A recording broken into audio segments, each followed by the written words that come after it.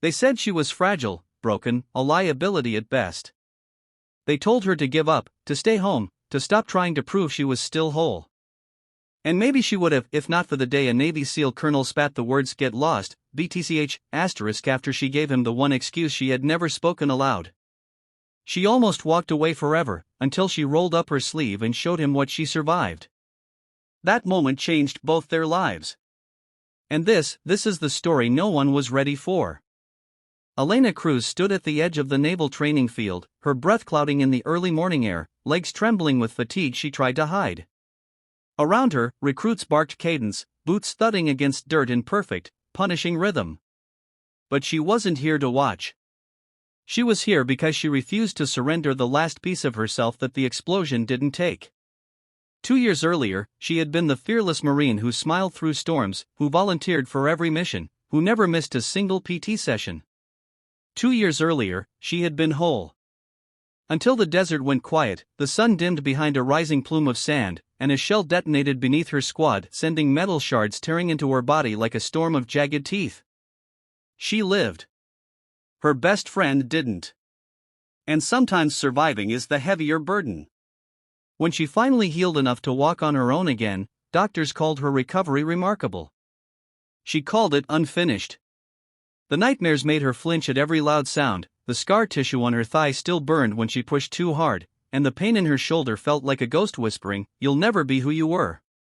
But Elena rejected that voice. That's why she showed up for tryout day, because the Navy was opening an elite joint task program, and she wanted back in. She needed to prove to herself more than anyone that she wasn't broken. Unfortunately, Colonel Mason Thorne did not share her belief. He was a legend among SEALs, square-jawed, stone-eyed, built like the military chiseled him from granite instead of training him. People said he'd survived 3 crashes, 2 ambushes, and a year of captivity no human should endure. To him, weakness wasn't just unacceptable, it was dangerous. He spotted it before anyone else. And when Elena stumbled during her second lap on the track, clutching her thigh as a lightning bolt of pain shot up through the scar tissue, the colonel marched straight toward her. "What's your excuse?" His voice was cold steel. She swallowed hard. "Old injury, sir." "Then get lost, Btch. We're not building a pity squad." The words hit her harder than any blast ever had.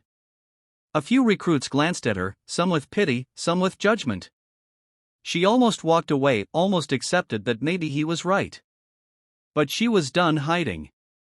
Her chest rising and falling with fury and hurt, Elena lifted the hem of her training shorts. The morning light struck the mangled lattice of scarred flesh, deep, angry lines where shrapnel once lived. Gasps rippled through the group. "This," she said, voice trembling with raw truth, "is my excuse. What's yours for not letting people try?" The world went silent. Even Colonel Thorne froze, something flickering across his face, something human. And in that pause, the story truly began. For the first time since stepping on the training field, Colonel Thorne didn't have a comeback ready. The scarred roadmap etched into Elena's leg wasn't just injury, it was survival. Commitment. Strength polished by suffering. He inhaled sharply, jaw tightening, the weight of what he'd said hanging heavier than any pack the recruits carried.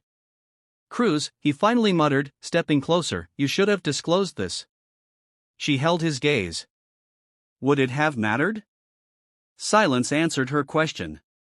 But instead of turning away, he ordered the recruits back to running and motioned for her to follow. She limped beside him to a quieter part of the grounds, away from judging eyes and echoing commands. "You think you're ready for this program?" he asked, arms crossed. "No," Elena said honestly. "But I know I'm ready to fight for it." Her honesty seemed to chip at his stone-carved exterior. "Shrapnel injuries can reopen. Nerves don't work the same. Pain can override judgment." "I know," she replied. "I live with it every day. But I also know pain doesn't get to make my decisions anymore." Thorne studied her, really studied her. Not as a liability, but as a soldier. As someone who didn't crumble under shame. As someone who'd carried her trauma alone for far too long. Without warning, he tossed a weighted sandbag at her feet. "Lift." Elena braced herself, fingers digging into the rough fabric as she heaved it upward. Fire shot through her shoulder. Her leg trembled. Sweat beaded across her brow. She almost dropped it, but she didn't. Again, Thorn commanded. She repeated the motion. Again. Again. Again. Until her arms shook, until her vision blurred, until her lungs burned. Finally, she collapsed to one knee. And he still didn't dismiss her.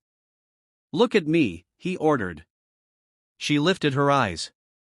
"You are not weak," he said quietly, fiercely. "But strength without control gets people killed. I need to know you won't break when others depend on you." Her voice came out hoarse. "Test me." Thorn looked at her with something new, respect wrapped in concern. As if he could see past her scars and into the battle she still fought inside. "You start tomorrow at 0400, he said at last. "And cruise." "Yes, sir?" "Don't make me regret this." She almost smiled.